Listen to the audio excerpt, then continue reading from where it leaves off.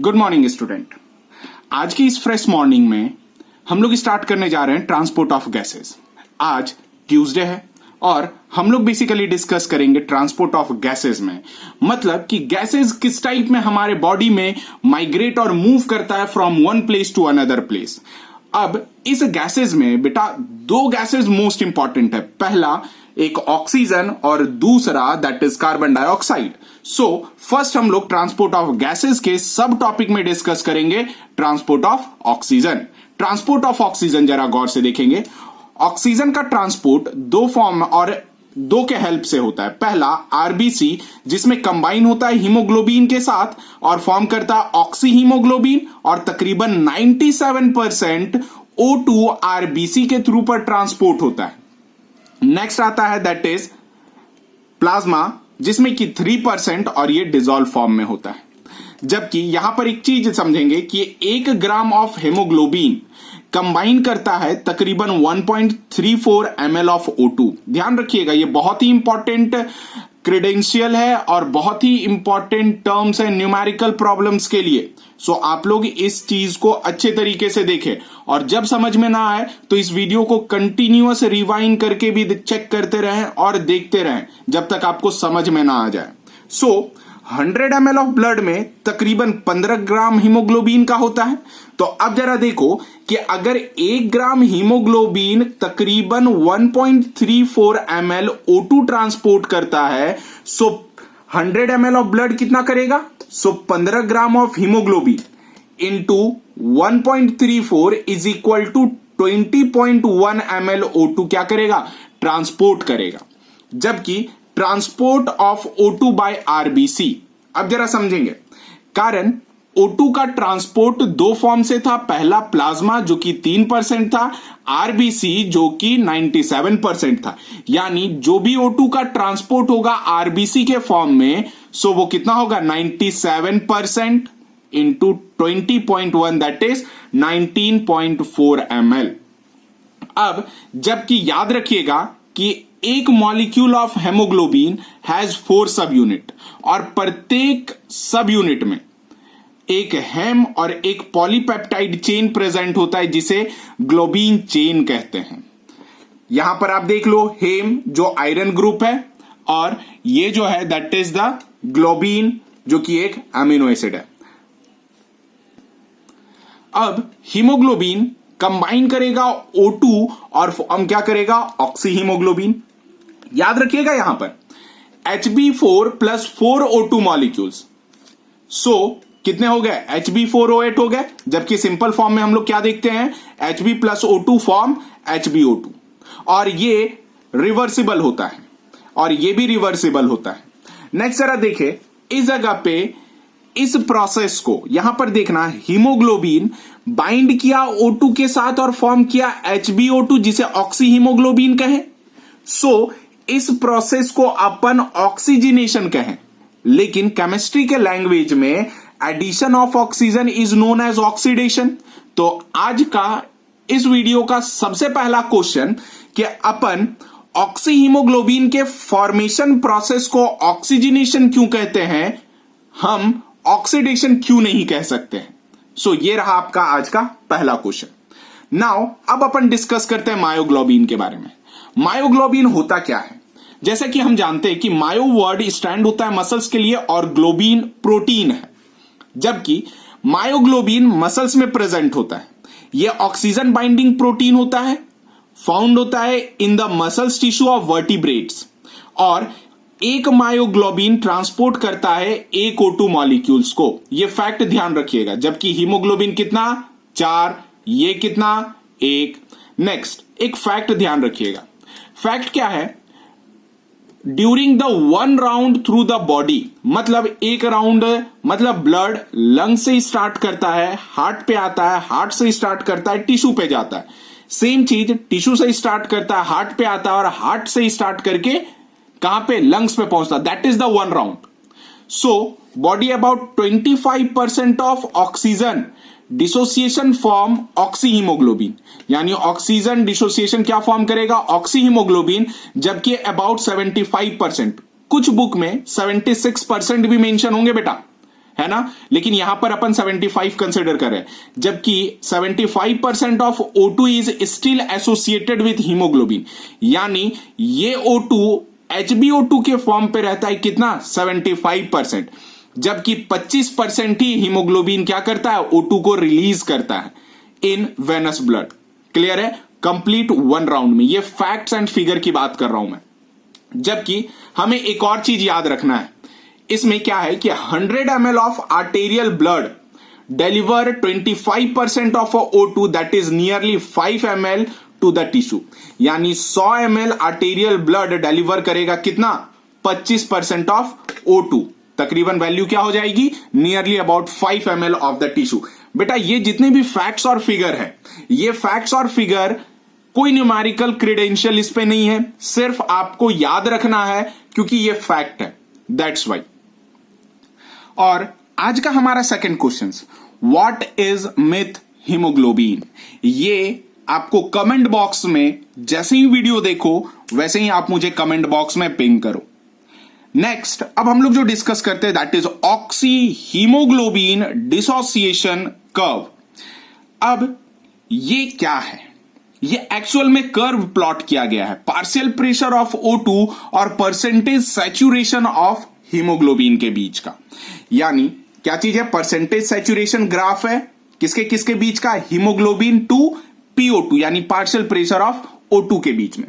अब यहां पर टर्म है दैट इज सैचुरेशन। क्या होता है सैचुरेशन का मतलब कि कभी भी कोई भी कंपाउंड जब कन्वर्ट होता है दूसरे फॉर्म में, उस चीज को सैचुरेशन कहते हैं।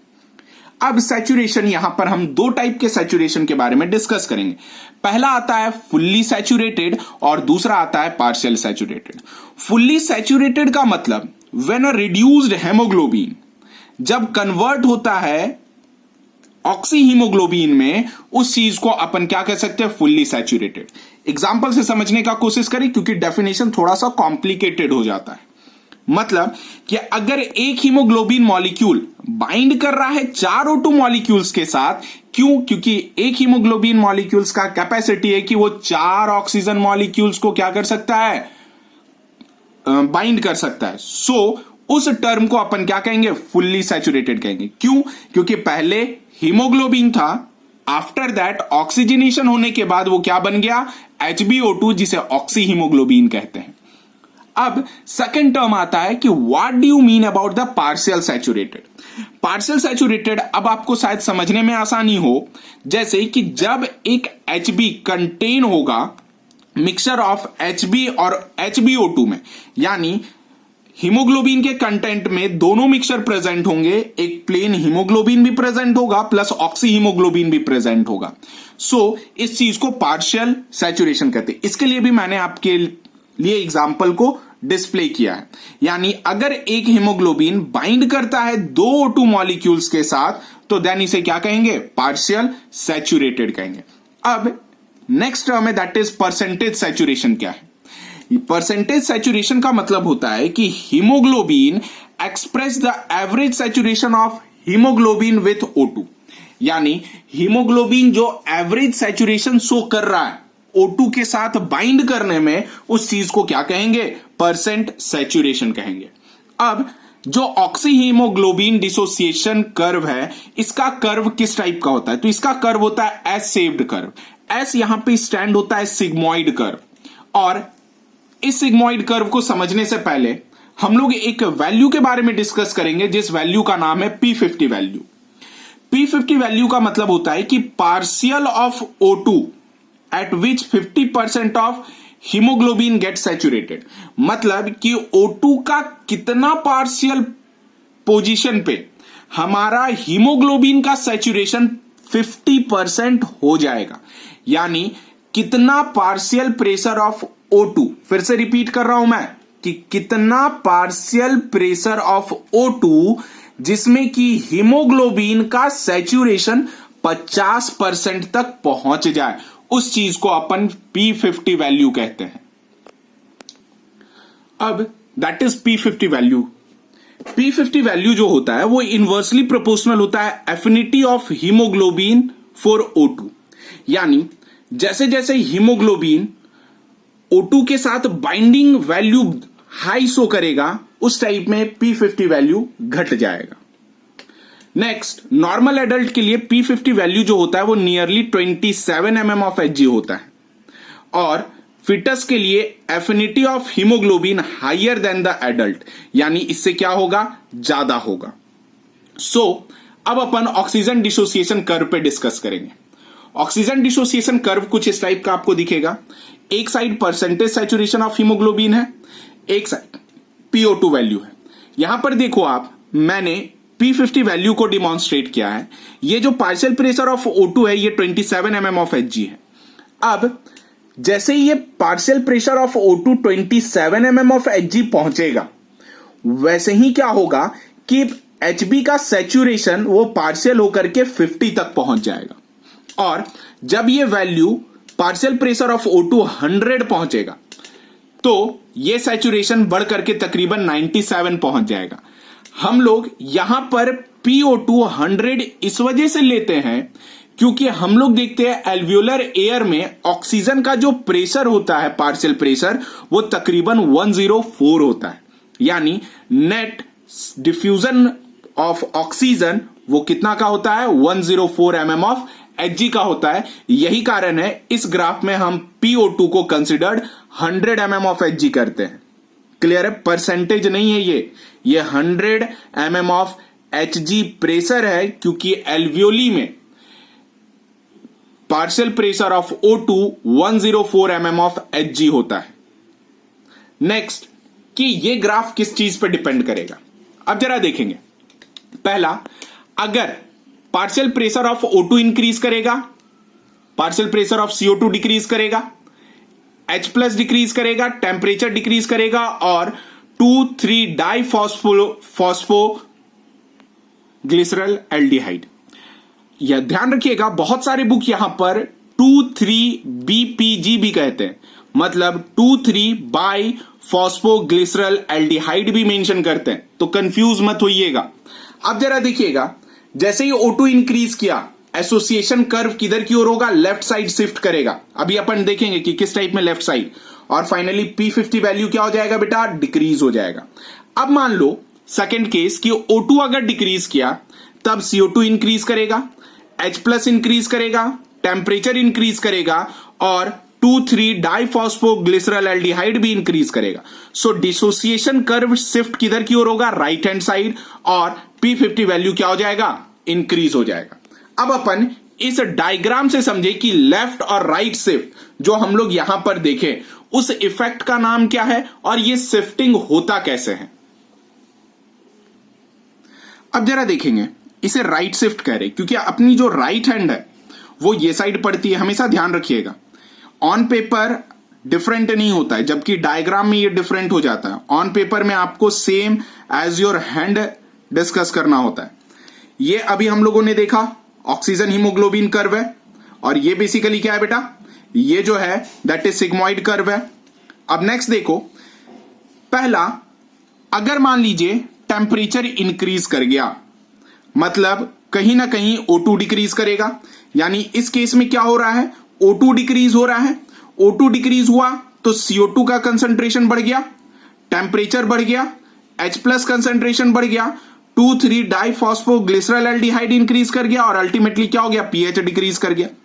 तो ये जो ग्राफ होगा, इसका सैचुरेशन यानी P50 वैल्यू 27 से और भी आगे एक्सीड करेगा। सो इस राइट शिफ्टिंग को अपन बोर्स इफेक्ट कहते हैं। और ये बोर्स इफेक्ट क्यों हो रहा है, ये बोर्स इफेक्ट इस वजह से हो रहा है क्योंकि CO2 और H प्लस अफेक्ट कर रहा है binding capacity of haemoglobin with O2। सो इस केस को क्या कहते हैं, बोर्स इफेक्ट कहते हैं। अब जरा लेफ्ट साइड शिफ्ट देखेंगे, यानी अब मान ले कि जब PO2 इंक्रीज हो गया, PO2 इंक्रीज जैसे ही हो गया तो PCO2 क्या हो जाएगा, घट जाएगा। कारण कि जैसे ही O2 इंक्रीज करेगा तो हीमोग्लोबिन से जो ऑलरेडी H प्लस जुड़ा हुआ था और CO2 जुड़ा हुआ था, वो क्या हो जाएगा, ब्रेक कर जाएगा और जुड़ नहीं पाएगा। सो इस केस में जैसे ही PCO2 घटा, क्योंकि वहां पे O2 इंक्रीज कर रहा था, H प्लस डिक्रीज करेगा, 2,3 डाइफॉस्फोग्लिसरॉल्डिहाइड डिक्रीज करेगा, पीएच इंक्रीज करेगा और अल्टीमेटली क्या होगा, टेम्परेचर ड्रॉप करेगा। सो ये जो ग्राफ होगा सिग्मोइड कर्व वो लेफ्ट हैंड साइड के तरफ मूव करेगा और इसी इफेक्ट को क्या कहेंगे, हेल्डेन इफेक्ट कहेंगे। फिर से समझ लीजिए बोर्स इफेक्ट और हेल्डेन इफेक्ट। बोर्स इफेक्ट उस समय होगा जब CO2 का कंसंट्रेशन बढ़ेगा। CO2 का कंसंट्रेशन बढ़ेगा तो ऑक्सीजन की बाइंडिंग एफिशिएंसी हीमोग्लोबिन के साथ डिक्रीज करेगा, जबकि हेल्डेन इफेक्ट उस समय होगा जब ऑक्सीजन इंक्रीज करेगा, तब ऑक्सीजन हीमोग्लोबिन और CO2 या फिर हीमोग्लोबिन और H+ के बाइंडिंग को अफेक्ट करेगा। उस समय उसे क्या कहेंगे, हेल्डेन इफेक्ट। हेल्डेन इफेक्ट हमेशा लेफ्ट और बोर्स इफेक्ट हमेशा राइट। कुछ लोग नॉर्मल टर्म्स कहते हैं, बोर्स में आर आता है तो इस वजह से इसे राइट शिफ्ट कहते हैं। हेल्डेन में अब पता नहीं, मैंने ये सिंपल ऐसे बहुत सारे वीडियोस देखे हैं जिसमें वो इस स्ट्रैटेजीज पे समझाते हैं। सो आप नॉर्मल याद करने का कोशिश करना, किसी भी ट्रिकी अप्रोच ह्यूमन फिजियो पे मत जाइएगा। Next, transportation of CO2। Transportation of CO2 जरा देखेंगे, ये 3 फॉर्म के थ्रू होता है। यहां पर आरबीसी एंड प्लाज्मा 2 बार आता है बेटा। पहला तो प्लाज्मा जिसे डिसॉल्व फॉर्म करते हैं near about 7%, RBC as a bicarbonate form 70%, और ये एंजाइमेटिक होता है और रिवर्सिबल होता है। ध्यान रखिएगा, एंजाइमेटिक और रिवर्सिबल होता है बाइकार्बोनेट। जबकि थ्रू आरबीसी एंड प्लाज्मा, यहां पे मैं प्लाज्मा लिखना भूल गया, आरबीसी और प्लाज्मा के साथ होता है as a carbo amino compound nearly about कितना, 20 से 25%। और इस जगह पे कोई भी एंजाइम नहीं होता है, जिसे नॉन एंजाइमेटिक और रिवर्सिबल प्रोसेस कहते हैं। अब इस डायग्राम को अपन इस कंटेंट को अपन डायग्रामेटिक समझने का कोशिश करेंगे, जो बहुत ही ज्यादा इंपॉर्टेंट फैक्टर है और बहुत ही ज्यादा इंपॉर्टेंट शिफ्ट कह सकते हो, जिसका नाम क्लोराइड शिफ्ट और जिसका नाम effect that is hamburger phenomena और हैमबर्गर इफेक्ट कहते हैं। देखिए ये रही डायग्राम। इस डायग्राम में मैंने टिश्यू और ये पूरा स्टेट प्लाज्मा दिखाया है। ये प्लाज्मा, ये जो ब्लैक लाइन है आप इसे कंसिडर्ड ना करें, ये कंप्लीट प्लाज्मा है। अब जरा देखिए, ये रहा टिश्यू जोन पे, ये अपनी आरबीसी रही, ये जो रेड कलर का दिखा रहा हूं ये आरबीसी है। अब जरा देखिए CO2 सबसे पहले 7% तो प्लाज्मा में डिसॉल्व फॉर्म के साथ चला गया और 70% CO2 आरबीसी के अंदर एंटर किया। ये रेड वाली आरबीसी है, बाइकॉनकेव शेप, आरबीसी के अंदर एंटर किया CO2। आरबीसी में जो वाटर प्रेजेंट था, ये वाटर के साथ एक एंजाइम लगा, इस एंजाइम का नाम था कार्बोनिक एनहाइड्रेज। कार्बोनिक एनहाइड्रेज वो ऐसा एंजाइम है जो ऑलरेडी हमारे आरबीसी में प्रेजेंट होता है। इससे क्या बना, H2CO3 बना, कार्बोनिक एसिड। फर्दर ये कार्बोनिक एसिड कार्बोनिक एनहाइड्रेज के मदद से H+ प्लस HCO3- के फॉर्म में ब्रेक डाउन किया, ये बाइकार्बोनेट आयन रहा। जबकि हम लोग जानते हैं 2 टाइप के फ्लूइड, एक एक्स्ट्रा सेल्यूलर फ्लूइड, दूसरा इंट्रा सेल्यूलर फ्लूइड। आपको क्लास में बताया गया था कि एक्स्ट्रा सेल्यूलर फ्लूइड जो होता है ये किसी भी सेल के बाहर प्रेजेंट होता है, एग्जाम्पल Na+, जबकि इंट्रासेल्युलर फ्लूइड K+ होता है, पोटेशियम। अब देखें प्लाज्मा में NaCl प्रेजेंट होता है, ये NaCl ब्रेक होता है Na+ और Cl- में। अब जरा देखें, ये जो बाइकार्बोनेट आयन था ड्रिफ्ट किया, डोनेन मेम्ब्रेन को पास करता हुआ प्लाज्मा में एंटर हो गया। प्लाज्मा में एंटर हुआ तो ये बाइकार्बोनेट आयन माइनस चार्ज का था और यहां पर सोडियम फ्री चार्ज में प्रेजेंट था। सो ये सोडियम के साथ कंबाइन करके सोडियम बाइकार्बोनेट का फॉर्मेशन कर लिया। जब ये सोडियम बाइकार्बोनेट का फॉर्मेशन कर लिया तो अब ये लंग्स के तरफ आगे की ओर बढ़ गया।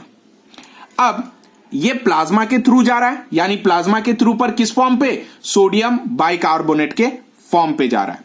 अब जरा देखें कि उसी बिहाफ पे जो ये पोटेशियम आयन ऑलरेडी ये आरबीसी किधर की ओर से आ रहा था, लंग्स की ओर से आ रहा था। तो लंग्स में क्या था, ऑक्सीजन ज्यादा था, अभी हमने देखा था ऑक्सीजन ज्यादा था, ये हेमोग्लोबिन के साथ बाइंड किया। सो अब इस जगह पे डिसोसिएशन होगा क्यों? क्योंकि अब यहां पर H प्लस का कंसंट्रेशन इंक्रीज हो रहा है और पीएच बढ़ता जा रहा है। सो K प्लस, क्योंकि आपने देखा था जैसे ही H प्लस बढ़ेगा जो HbO2 है ये ब्रेक डाउन करना शुरू करेगा। अब क्या रहा कि HbO2 फॉर्म किया, HbO2 फिर से आगे चल करके Hb प्लस O2 में बन गया। ये जो O2 था ये O2 क्या करेगा, डिफ्यूज होकर के टिश्यू के अंदर चला जाएगा। कहां चला जाएगा? डिफ्यूज होकर के टिश्यू के अंदर चला जाएगा O2। अब यहां पर Hb क्या रहा? खाली रहा, Hb का कोई रोल नहीं रहा और यहां पर Hb अकेला हो गया। सो यहां वाला जो H प्लस था जो कार्बोनिक एसिड का रिसाइड होने की वजह से बचा था, ये H प्लस इस Hb के साथ कंबाइन करेगा और फाइनली क्या बनाएगा? HHb बनाएगा। और ये HHb आगे चल करके फिर से किधर की ओर? लंग्स की तरफ मूव कर जाएगा। लेकिन इसी जगह समझिएगा, यहां से ये सिंपल अकेले नहीं जाएगा, क्योंकि अब क्या है, इसे भी जनरली क्या चीज का फॉर्मेशन करना है? नियर अबाउट कार्बा एमिनो कंपाउंड का फॉर्मेशन करना है, जो ऑलरेडी मैंने बताया था 20 से लेकर के 23%। अब ये CO2 जो रिमेनिंग 23% ऑफ CO2 आया, ये HHb के साथ कंबाइन किया और क्या बनाया? कार्बा एमिनो कंपाउंड बनाया, यानी HHbCO2 बनाया। उसी बिहाफ पे जब अंदर का K प्लस निसेंट रह गया था, सो इसको बैलेंस करने के लिए, यानी एसिड पीएच को बैलेंस करने के लिए खास करके, क्योंकि देखो पीएच क्या था, हीमोग्लोबिन के साथ बाइंड होकर के कंपाउंड बना लिया, तो पीएच का तो रोल नहीं रहा। लेकिन अब H प्लस मेंटेन कर, H प्लस के बिहाफ पर K प्लस क्या कर रहा था? एसिडिटी बढ़ाए जा रहा था। अब जब बढ़ाए जा रहा था तो हम लोग बेसिकली आरबीसी के बारे में जानते हैं, ये बफर सॉल्यूशन होता है, यानी ये अपना पीएच को सेल्फ रेगुलेट करता है। तो वो सेल्फ रेगुलेट कैसे करेगा बेटा? जो बाहर में Cl प्रेजेंट था और ये जो K प्लस यहां से टूटने के बाद फ्री था, ये Cl मूव करता हुआ आरबीसी के अंदर ड्रिफ्ट हो गया और इस K को अकेला छोड़ते हुए इस K प्लस को बाइंड करके पोटेशियम क्लोराइड का फॉर्मेशन कर लिया। यानी अब इसके अंदर जो H में खलबली हो रहा था, एसिडिक मीडियम में जो खलबली चल रहा था, उसे Cl क्या कर दिया? बैलेंस कर दिया। सो इसी चीज को अपन क्या कहते हैं? क्लोराइड शिफ्ट कहते हैं। जब पीएच वैरी कर रहा होता है आरबीसी का, तब जाकर के Cl बाहर से लेकर के डोनेन मेम्ब्रेन को पास करता हुआ कहां की ओर एंटर करता है? आरबीसी के अंदर एंटर करता है। और इसी इफेक्ट का नाम बेटा अपन क्या देते हैं? हैमबर्गर इफेक्ट देते हैं। नेक्स्ट, अब क्या है कि वो आरबीसी जो CO2 को कैरी करके टिश्यू लेवल से आगे की ओर बढ़ रहा था, अब एल्वियोलर लेवल पे आ गया। अब जैसे ही एल्वियोलर लेवल पे आ गया तो अब जरा देखिए, प्लाज्मा में डिसॉल्व स्टेट पे था ना सोडियम बाइकार्बोनेट, सोडियम बाइकार्बोनेट यहां पर आकर के टूटेगा और ये बाइकार्बोनेट आयन बचेगा। अब जैसे ये बाइकार्बोनेट आयन फ्री रहा, ये ड्रिफ्ट इन करेगा। ड्रिफ्ट इन करने के बाद बेटा देख लीजिएगा कि अब ये H प्लस के साथ बाइंड करेगा। क्यों? क्योंकि यहां पर देखो O2 का कंसंट्रेशन ज्यादा है। O2 का कंसंट्रेशन ज्यादा हुआ तब ये HHb क्या रहेगा? ब्रेक डाउन करेगा। ये H प्लस टूटेगा और हीमोग्लोबिन को सेपरेट आउट कर देगा। ये हीमोग्लोबिन O2 के साथ बाइंड करके एक स्टेबल कंपाउंड क्या बनाएगा? HbO2 बना लेगा। सो ये H तो फ्री हो गया ना। सो जैसे ही ये H प्लस बढ़ना शुरू होगा तो बाइकार्बोनेट आयन ड्रिफ्ट करेगा और H प्लस के साथ बाइंड करेगा, कार्बोनिक एनहाइड्रेज के साथ लगेगा और क्या बनेगा? कार्बोनिक एसिड का फॉर्मेशन करेगा। ये carbonic acid further carbonic anhydrase के साथ ट्रीट करेगा और H2O प्लस CO2 पे जाएगा। तो देखो जरा, 70% ऑफ CO2 लंग्स में पहुंच गया, जबकि 7% जो नॉर्मल प्लाज्मा में डिसॉल्व था वो भी पहुंच गया एल्वियोली पे। अब जरा देखना कि जो कार्बा एमिनो कंपाउंड बनाया यानी HHbCO2, अब ये ब्रेक डाउन करेगा। ये HHb प्लस CO2, क्योंकि यहां पर O2 बढ़ रहा था। अभी हम लोगों ने बोर्स इफेक्ट और हेल्डेन इफेक्ट्स देखा था। जैसे ये रहा CO2 रिमेनिंग 23%, ये ड्रिफ्ट हो जाएगा। बाकी ये HHb फर्दर H प्लस के प्रोसेस में आगे बढ़ेगा और HbO2 बना लेगा। और यहां पर ध्यान दीजिएगा कि जैसे ही H प्लस का बाइंडिंग बढ़ना शुरू हो गया, फिर से पीएच इंबैलेंस होगा। इस पीएच में जब इंबैलेंस होगा तो KCl जो ऑलरेडी प्रेजेंट था ये टूटेगा, potassium chloride potassium plus chloride में टूट जाएगा, और ये जो पोटेशियम फ्री रहा ये फिर किसके साथ, HbO2 के साथ कंबाइन कर लेगा और फाइनली क्या बनाएगा, KHbO2 बना लेगा। और अब देखो कि जब सब कुछ बैलेंस हो गया तो एक्सेस Cl तो हमारे ब्लड में तो प्रेजेंट रहेगा नहीं आरबीसी के अंदर, सो ये एक्सेस Cl इजिली तौर पर बाहर आ जाएगा और ये सोडियम के साथ, ये दिख रहा है ना सोडियम, इस सोडियम के साथ बाइंड करके फिर से NaCl बना लेगा, किसमें, प्लाज्मा में। इसी इवेंट को रिवर्स क्लोराइड शिफ्ट कहते हैं। अब जरा देखेंगे यहां पर, every 100 ml of deoxygenated blood can deliver approximately 4 ml of CO2 at alveoli। यानी प्रत्येक 100 ml of deoxygenated blood जो होता है डिलीवर करता है 4 ml of CO2 at alveoli। बहुत ही इंपॉर्टेंट, बहुत ही श्योर शॉट, बहुत ही VVI टॉपिक है ये, और आपको ये याद करके ही रखना है 5 ml और 4 ml, कारण ये बहुत बार एग्जाम में पूछा जाता है और लगभग एवरी ईयर तो चांसेस रहते ही रहते हैं। उम्मीद करता हूं कि इस वीडियो में आपको सारे कंटेंट समझ में आ गए होंगे, और जो कंटेंट समझ में ना आए हो आप उसे रिवाइज करें, फिर से बार बार वीडियो को रिवाइंड करके चेक करें और प्ले करके रीड करें। तो पर भी अगर प्रॉब्लम होती है तो आप एक बार मुझसे कोरिलेट करें। नेक्स्ट, अब हम लोग लास्ट क्लास के पूछे गए question, that is what do you mean about the diffusion capacity, उसके बारे में डिस्कस करेंगे। कल का अपना क्वेश्चन था कि आखिर ये डिफरेंस कैसे क्रिएट हो रहा है, मतलब यहां पे 104 और यहां पे 95। That event is commonly known as the physiological shunt. इस चीज पे अपन सिंपली कह सकते हैं कि जो ऑक्सीजन यहां पर आया एल्वियोली में, अब इसके वॉल को, बेसमेंट मेम्ब्रेन को, बहुत सारे रीजन को O2 की रिक्वायरमेंट होगी, सो इस वजह से यहां पर प्रेशर डिफरेंस क्रिएट हो जाता है। सेम केस बेटा इधर भी होता है, सेम केस यहां पे भी होता है। जैसे कल के लास्ट लेक्चर में मैंने ये नहीं डिस्प्ले किया था कि एक्सपायर्ड एयर का वॉल्यूम जो है वो कितना है, PO2 116 mm of Hg और PCO2 32 mm of Hg। यहां पे भी जरा देखिए ये डेड स्पेस रोल प्ले करता है। अब जरा देखो कि जब आप इनहेल किए तो इनहेल करने के बाद जो डेड स्पेस में एयर प्रेजेंट था वो तो ऑक्सीजनेटेड एयर था ना। जैसे ही एक्सहेल किए तो आप जब सांस छोड़े तो सबसे पहला ये जो डेड स्पेस में एयर था वो बाहर आएगा ना, और जब वो एयर बाहर आएगा तो वो एयर किसका था, सबसे पहले ऑक्सीजनेटेड एयर आएगा ना। तो यही कारण है कि एक्सपायर्ड एयर में PO2 116 mm of Hg होता है और PCO2 32 mm of Hg होता है। और आप शायद इसका आंसर अच्छे तरीके से समझ गए कि 104 से 95 क्यों हुआ। इसे फिजियोलॉजिकल शंट कहते हैं क्योंकि यहां पर arteries, veins, capillaries, venules, veinlets जितने भी हैं सबको ऑक्सीजन की रिक्वायरमेंट होगी, वो धीरे धीरे धीरे धीरे ऑक्सीजन को यूज कर लेंगे। यही कारण है कि यहां पर प्रेशर ग्रेडियंट तैयार होता है। नेक्स्ट, इसका आंसर जेनिस, कृष्णा राठौड़, श्रेया परमार, वैभव और नियति पटेल ने बहुत अच्छे तरीके से दिया था, और I really feel very proud कि आप लोग बहुत अच्छे जा रहे हैं। नेक्स्ट, सेकेंड क्वेश्चन जो अपना है that is what do you mean about the diffusion capacity, जो हम लोगों ने यहां पर देखा। और वीडियो की स्टार्टिंग होने से पहले ही मैंने डिफ्यूजन कैपेसिटी के बारे में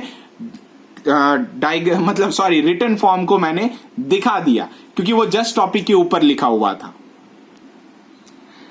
अब देखिए डिफ्यूजन कैपेसिटी है क्या। जितने भी स्टूडेंट का मैंने अभी नाम लिया वो वाकई में आंसर बहुत अच्छे दिए। डिफ्यूजन कैपेसिटी मतलब volume of a gases diffuse through the diffusion membrane per unit difference in a partial pressure, यानी प्रत्येक 1 मिनट में जो डिफ्यूजन मेम्ब्रेन के बीच में डिफरेंस क्रिएट हो रहा है पार्शियल प्रेशर में, उसे डिफ्यूजन कैपेसिटी कहते हैं।